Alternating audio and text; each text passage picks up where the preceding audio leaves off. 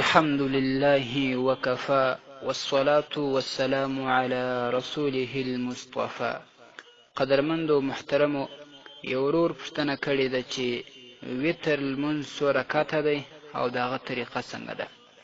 محترم وروره، د وتر لمونځ 3 رکعته دی او ادا یې داسې ده او طریقه یې داسې ده چې د 2 رکعتو وروسته دې لمونځ کوونکی کښیني او صرف التحیاتو دی ووایي، نور د درود شریف او دعاوې نه وایي.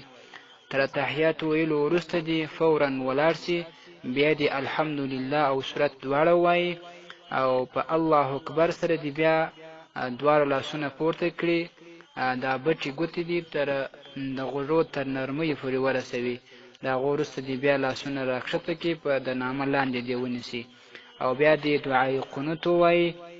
دعای قنوت چې کومه په کتابو کې راځي شرح البدایه په لومړي ټوک صفحه 128 کې چې اللهم انا نستعینک ونستغفرک ونؤمن بك ونتوکل عليك ونثني عليك الخير ونشكرك ولا نكفرك ونخلع ونترك من يفجرك اللهم إياك نعبد ولك نصلي ونسجد وإليك نسعى ونحفد ونرجو رحمتك ونخشى عذابك إن عذابك بالكفار ملحق.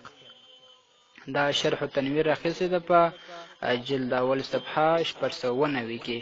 نو دا چې کله وویله بیا دې په تکبیر سره ولاړ سي رکوع ته، د رکوع وروسته دې بیا سجده وکړي، تحیات دې ووایي، بیا دې درود شریف ووایي، بیا دې اللهم ربنا دعا ووایي، د هغه وروسته دې سلام وګرځوي. نو بس دا وتر یې وسوله، 3 رکعته پوره سوله او دغه طریقه ده. والسلام علیکم ورحمة الله وبرکاته.